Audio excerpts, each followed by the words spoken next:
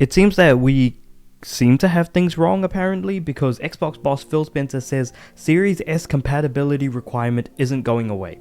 For those of you guys that don't know, whenever Xbox releases a game, what ultimately happens is that Xbox will never release a game only on the Series X, being the more powerful platform. It needs to work across both the Series X and the very much weaker Series S. So, as we all know, Xbox has two SKUs of their current generation platform.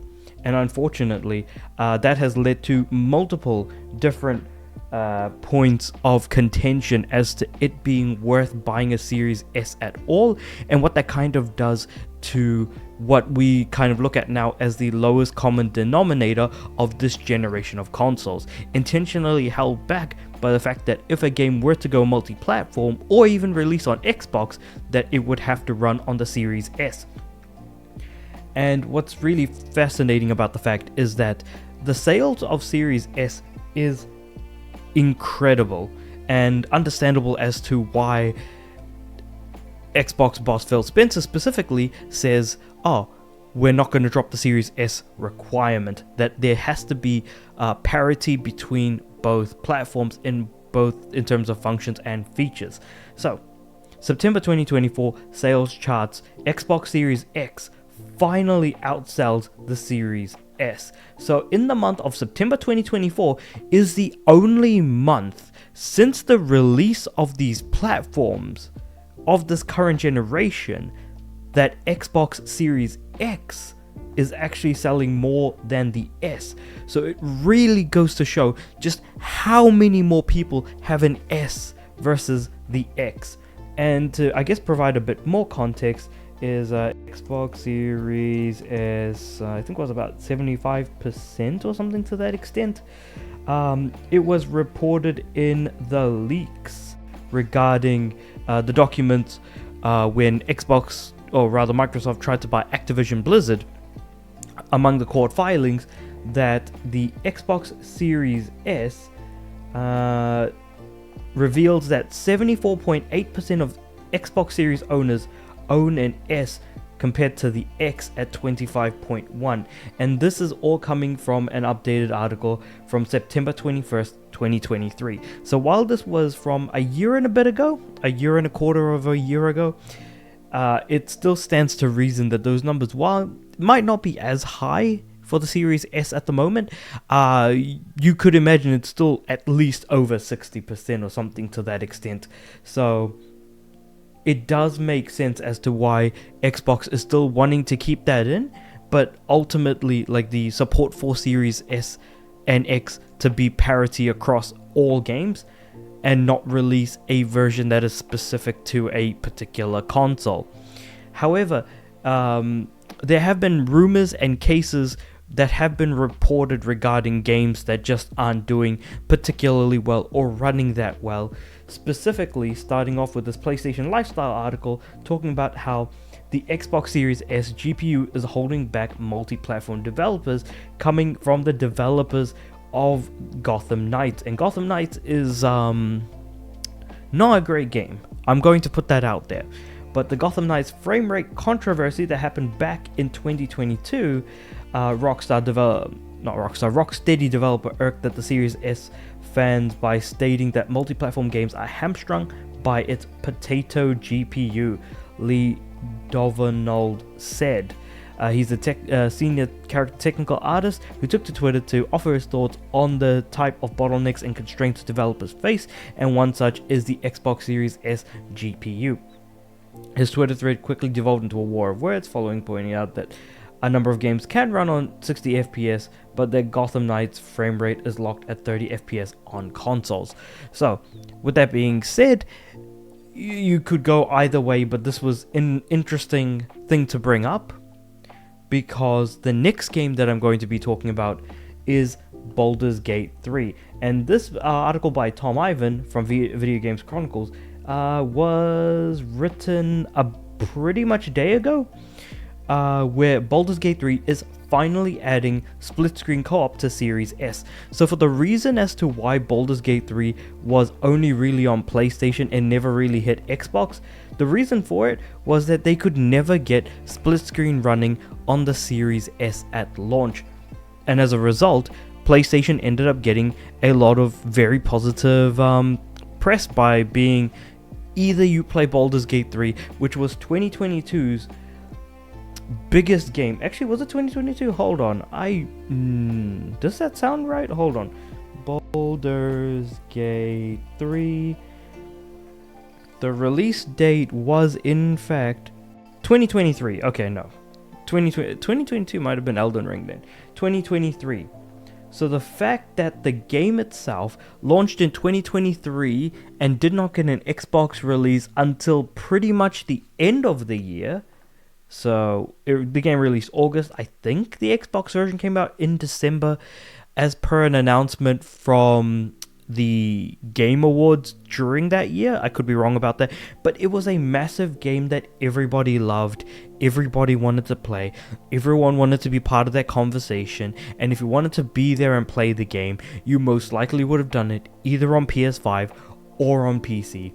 There's no way in hell you would have played it on Xbox, so I don't imagine that their sales would have been particularly good, if I'm being completely honest. But with all of that being said, the reason as to why the game did not launch day and date in August on the Xbox was because Series X could do split screen co-op just fine. Series S, on the other hand, did in fact struggle a lot with this. So that was just kind of an interesting thing to note. And now, over a year and a half later, finally Series S is getting that split screen, and it's not that Xbox Series S was so weak, though I suppose its weakness is something to do with the fact that the devs at Larian Studios just found it difficult to kind of figure out. And to be completely honest, Larian Studios have some great developers that were able to put together an amazing game. So the fact that it took them this long really should show just how difficult it must have been to be able to get the resources together, to be able to do enough problem solving and figure out somehow how to run split screen on the Series S. And it also just kind of makes me wonder how the game runs, because it needs to run bloody well if Larian is happy with putting out the feature on Xbox, because they were not happy with the way the game was running on the Series S when they were in fact working on the Xbox version that additional few months past the release of the PC and PS5. That being said, however, I just thought that this was also a interesting, again, thing to note.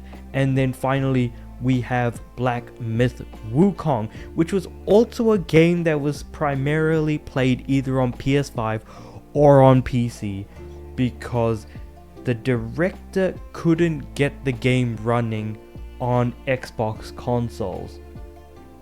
And so just to kind of put a bit more information on what's going on here, it's pretty much from a Weibo post. So Weibo is a Chinese social media similar to that of Reddit. And in a comment on Weibo posted and roughly translated by this user Fiddler2K, Black Myth Wukong director Feng Ji commented that the Xbox Series S has been held back efforts to release the game on Xbox. The explanation cites the console's 10 gig of RAM as a major limiting factor. Notably, the statement conflicts with previous reports and speculation that Black Myth's lack of an Xbox release was due to exclusivity, which was also an insane thing. So there was apparently some collusion going on with Sony regarding exclusivity, but that was all rumors. So exclusivity deals between developer, game science, and other parties. It explains why PlayStation never marketed Black Myth Wukong as an exclusive, something that never lined up with rumors, all things considered. And then this article by Screen Rant actually goes into more detail about some of those games, and there was actually a game earlier on this year, but it does mention stuff like Baldur's Gate 3's local split screen issue as well, and I don't know if it goes into any other details regarding the stuff I also talked about in this video. But the thing is that the Black Myth devs actually did really want the game to release on Xbox, because they knew they had a good chance in selling incredibly well, because again, it did really well on PlayStation, it did really well on PC. It was a Game of the Year contender at the Game Awards in 2024. So yeah, it's just insane to see that, like, even if you've got games that are not particularly good in the form of Gotham Knights, and this could probably be more so on the developers at Rocksteady, saying that, hey, the Xbox Series S is just not really doing great because its GPU is an absolute potato. Maybe they just kind of mismanaged their element in development. But you cannot question what happened with Baldur's Gate 3 taking more than a year and a half to add that split screen feature, and again, working well enough to where Larian is actually happy with the end product. Or the fact that the Black Myth Wukong devs, who are also very particular about wanting to provide an excellent experience with their games, and that they wouldn't release a half-baked or unfortunately developed product, that if they're going to release something, it's gotta be well done. So if nothing else, Game Science and Larian Studios definitely deserve a lot of props for at least holding back a release that may not have worked as well on other platforms. So it's great to see that from the developers. But the fact that the Series S is going to be sticking around for a bit longer, at least until the end of this generation, and we all know for a fact that it seems like Xbox are trying to leave this current generation behind in favor of the next one.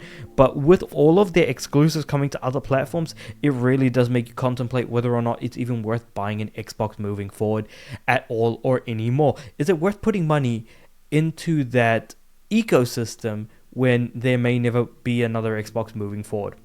Who knows? But with all of that being said, however, let me know what you guys think about all of this in the comments below. Like the video if you liked it, subscribe to the channel. I'm aiming for 500 subs by the end of the year. And with all that being said, I do upload every day, so I'll see you guys tomorrow.